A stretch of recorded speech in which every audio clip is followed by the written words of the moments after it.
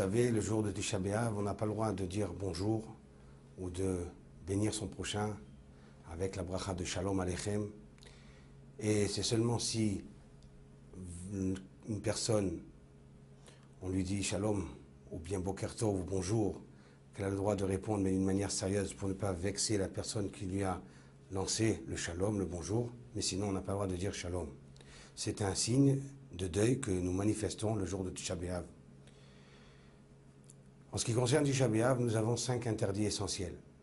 Ne pas manger, ne pas boire. On a un interdit de ne pas se oindre avec de l'huile. C'est équivalent aussi à ne pas se laver pour avoir un plaisir d'être pas propre, mais d'avoir la peau qui est lisse. Et ensuite, on a un interdit de mettre des chaussures en cuir et on a un interdit d'avoir un rapport conjugal. Voilà ici les 5 interdits essentiels.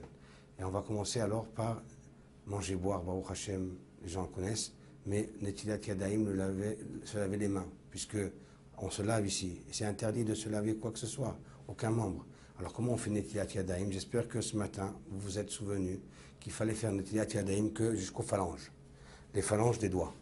On n'a pas le droit de laver Netilat Yadayim plus que les phalanges des doigts, puisque c'est en trop, ça s'appelle se laver.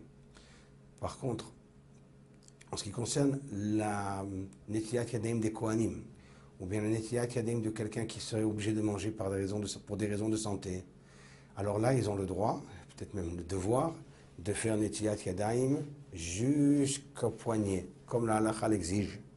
Ça, c'est important, on rappelle. Birkat Kohanim et Netilat Yadayim avant un repas, c'est la même chose pour Yom Kippour, on les fait jusqu'au poignet, pas jusqu'aux phalanges. Par contre, Netilat Yadayim du matin, ainsi que Netilat Yadayim de Asher Yatzar. C'est que pour être propre que nous faisons cette Netilat Yadayim. Aussi, ces deux-là devront être faites obligatoirement, uniquement, que jusqu'aux phalanges des doigts et pas plus. Sinon, ça s'appelle se laver et c'est interdit. Les femmes qui cuisinent, qui sont obligées d'avoir les mains dans l'eau pour faire la vaisselle ou pour laver les salades, etc. Et comme on va le voir tout à l'heure, on ne prépare les salades et les repas de Motsai Tisha B'Av que à partir de Chatzot, c'est le mieux. C'est la coutume la plus répandue. Alors ces femmes-là ont le droit. Pourquoi? Encore une fois, parce que l'interdit de se oindre, c'est pour avoir un plaisir, avoir la peau lisse.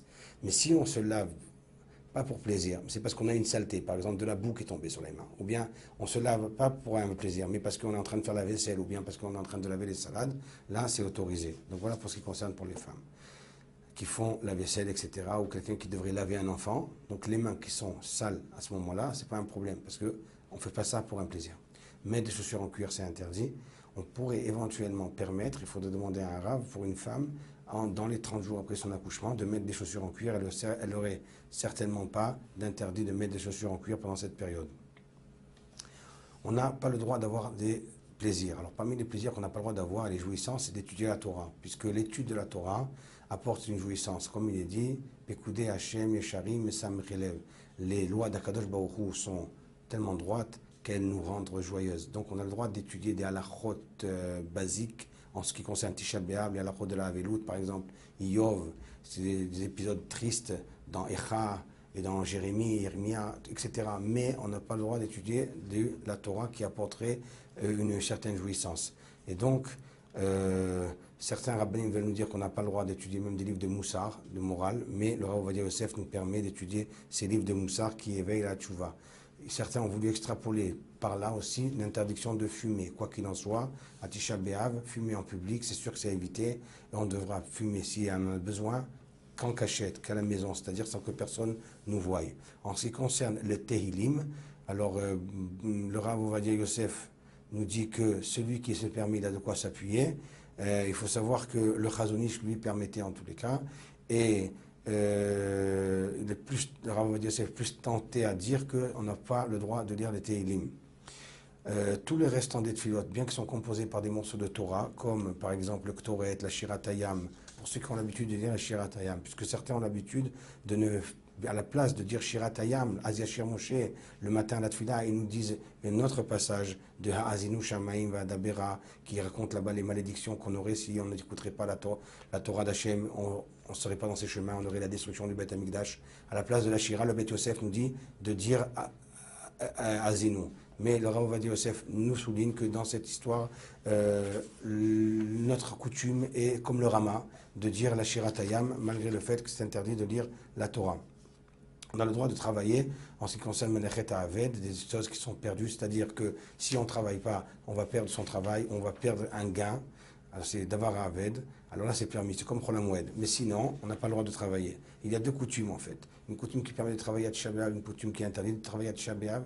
Le Beit Yosef nous dit, moi, je ne connais pas, jusqu'à maintenant, je ne connais pas l'endroit où on a l'habitude de travailler. Donc apparemment, c'est mieux, certainement, de ne pas travailler. Mais si on travaille pour quelque chose qui est perdu, alors on a le droit. Et donc je rappelle que pour préparer les Seudot de Tisha B'Av, pour Motsaï Tisha B'Av, pour la sortie de Tisha B'Av, c'est à partir de Chatzot, à partir de la moitié de la journée, c'est la coutume la plus répandue. On doit s'asseoir par terre donc. Alors le Ben Ishraï nous demande qu'il y ait une chaise qui est moins qu'un téphar de hauteur, moins que 10 cm de hauteur.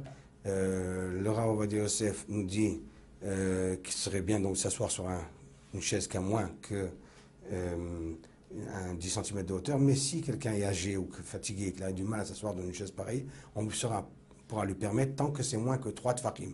Voilà l'avis de Rav Ovadia Yosef, tant que c'est moins que 3 tfachim, c'est-à-dire moins que 30 cm, pas plus que 30 cm.